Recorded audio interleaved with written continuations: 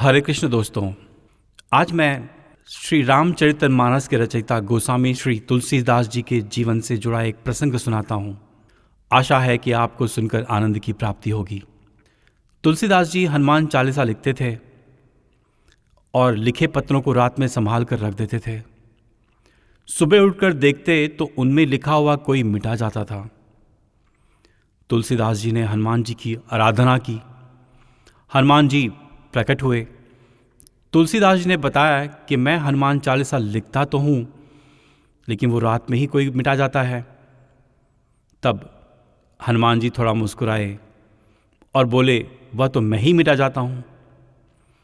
हनुमान जी ने कहा तुलसीदास जी से कि अगर प्रशंसा लिखनी है तो मेरे प्रभु श्री राम की लिखो, मेरी नहीं। तब तुलसीदास जी को उस समय अयोध्या कांड का प्रथम दोहा सोच में आया और उन्होंने उसे हनुमान चालीसा के प्रारंभ में लिख दिया।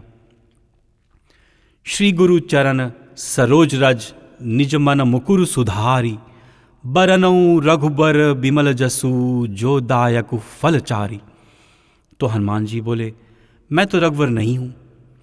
तुलसीदास जी ने कहा कि आप और प्रभु श्री राम तो एक ही प्रसाद ग्रहण करने के उपरांत अवतरित हुए हैं, इसलिए आप भी रघुवर ही हैं। तुलसीदास जी ने याद दिलाया कि ब्रह्मलोक में सुवर्णचला नाम की एक अप्सरा रहती थी, जो एक बार ब्रह्मा जी पर मोहित हो गई थी, जिससे क्रुद्ध होकर ब्रह्मा जी ने उसे गिद्ध होने का श्राप दे दिया था। वह रोने लगी तो ब्रह्मा जी को उस पर दया आ गई। उन्होंने कहा, राजा दशरथ के पुत्र यज्ञ में हवि के रूप में जो प्रसाद तीनों रानियों में वितरित होगा, तू कैकेयी का भाग लेकर उड़ जाएगी। माँ अंजना भगवान शिव से हाथ फैलाकर पुत्र कामना कर रही थीं। उन्हीं हाथों में वह प्रसाद गिरा दिया गया जिससे आप अवतरित हुए।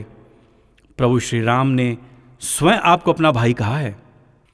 तुम मम प्रिय भरत ही सम भाई। तुलसीदास जी ने एक और तर्क दिया कि जब आप माँ जानकी की खोज में अशोक वाटिका गए थे तो माँ जानकी ने आपको अपना पुत्र बनाया था।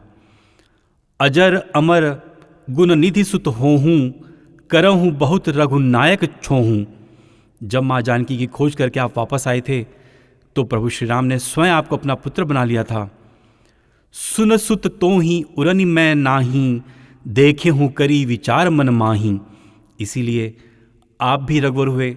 तुलसीदास जी का यह तर्क सुनकर हनुमान जी अंतर्ध्यान हो गए। संसार में बहुधा यह बात कही और सुनी जाती है कि व्यक्ति को ज़्यादा सीधा और सरल नहीं होना चाहिए। सीधे और सरल व्यक्ति का हर कोई फायदा उठाता है।